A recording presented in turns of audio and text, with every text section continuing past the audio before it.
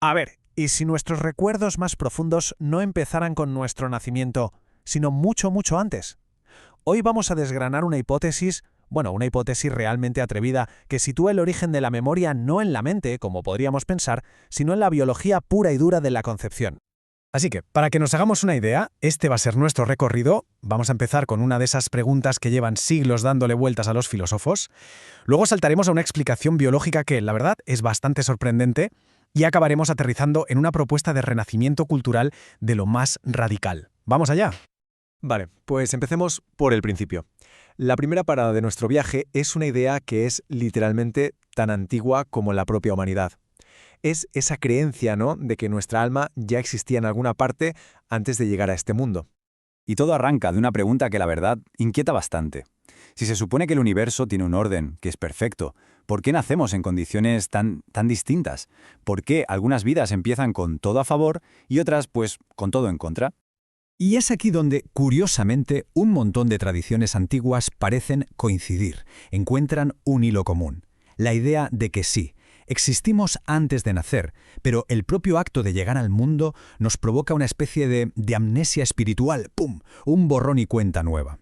Y esto no es algo aislado para nada, lo vemos por todas partes. Desde el concepto de la anamnesis de Platón, que decía que aprender en realidad es solo recordar lo que ya sabíamos, hasta la idea del samsara en el hinduismo, esa noción de un alma eterna que va viajando de vida en vida es una constante, a lo largo de toda la historia. Vale, de acuerdo. Pero si esa memoria se pierde, la pregunta del millón es ¿cómo? ¿Cómo se borra? Y aquí es donde el ensayo pega un giro de guión total, porque la respuesta no la busca en textos filosóficos o sagrados, sino en la pura fisiología humana.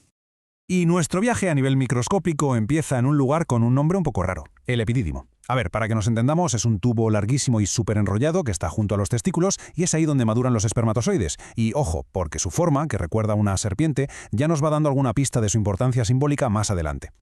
Bien, sigamos. El proceso de la eyaculación masculina, en general, tiene dos fases muy claras. Primero está la emisión, que es cuando se mezcla todo y se prepara el semen.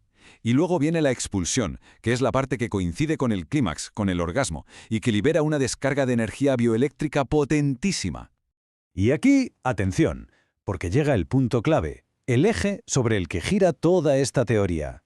Resulta que la concepción es posible sin que se produzca esa segunda fase, esa descarga final. O sea, puede haber fecundación sin el clímax orgásmico masculino. Y esto no es una suposición, ¿eh? Hay estudios que lo confirman. Ojo al dato. Hasta un 41% del líquido preseminal puede contener espermatozoides totalmente viables, activos y listos para fecundar. Esto, como se pueden imaginar, es absolutamente fundamental para lo que viene ahora. ¿Qué significa esto? Pues ni más ni menos que un espermatozoide puede perfectamente llegar al óvulo y fecundarlo sin haber pasado por esa potentísima descarga bioeléctrica del orgasmo. Y es justo en esa posibilidad, en ese y sí, donde se construye toda la hipótesis. Muy bien, pues vamos al meollo del asunto, la hipótesis del negativo velado. Para entenderla, el ensayo utiliza una analogía, que me parece brillante, sacada directamente de la fotografía de carrete, la de toda la vida. A ver, pensemos en la fotografía analógica. Si tienes un negativo y lo expones a un fogonazo de luz antes de revelarlo, ¿qué pasa? Que la imagen se borra, se vela. Pues bien, la hipótesis propone que la descarga del orgasmo es exactamente eso. Un flash de luz que vela la memoria preterrenal que supuestamente lleva el espermatozoide. Entonces, esto nos plantea dos escenarios, dos vías posibles hacia la concepción. Por un lado, la concepción estándar, donde la luz del orgasmo vela el negativo y la memoria se pierde. Y por otro, una concepción alternativa, en la que, si se consigue evitar esa luz, esa memoria prenatal podría, en teoría, permanecer completamente intacta. Y ahora alguien podría pensar, bueno, esto suena muy moderno, muy científico. Pues el ensayo argumenta justo lo contrario, que los ecos de esta idea ya estaban ahí, codificados en los mitos y en los símbolos de las culturas más antiguas. Pensemos un momento. La serpiente del Edén, que está ligada a la pérdida del paraíso, o el dios Quetzalcóatl en Mesoamérica, que cae en desgracia justo después de un acto sexual, o incluso las tradiciones orientales como el taoísmo o el tantrismo, que enseñan a preservar la energía sexual para alcanzar estados de consciencia superiores. En todos estos casos, hay una conexión clarísima entre la energía seminal y la pérdida o ganancia de un estado espiritual elevado. Y es aquí donde todo esto deja de ser una simple especulación teórica para convertirse en algo práctico. El ensayo plantea una propuesta tremendamente audaz, enfocada nada menos que en la recuperación de la memoria ancestral del pueblo maya. La hipótesis se atreve a ir un paso más allá, sugiriendo que el famoso colapso maya no fue realmente una desaparición física, sino algo mucho más profundo, una pérdida de memoria colectiva, y la causa, según esta teoría, habría sido un cambio en sus prácticas de concepción. Y para darle la vuelta a esta situación, para revertir esa amnesia, el ensayo propone un método concreto, una postura y una práctica que denomina vacuna Chacmol.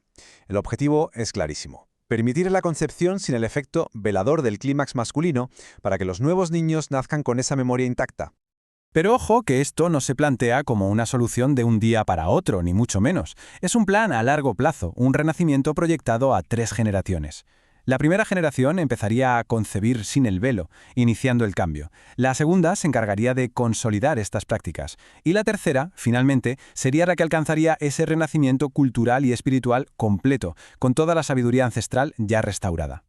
Así que al final de todo este recorrido nos queda una pregunta flotando en el aire, una pregunta de las que dan que pensar. ¿Y si la clave para recuperar nuestro pasado colectivo, nuestra memoria más profunda, no estuviera en los libros de historia o en las ruinas arqueológicas, sino en uno de los actos más íntimos y fundamentales, la forma en que concebimos el futuro?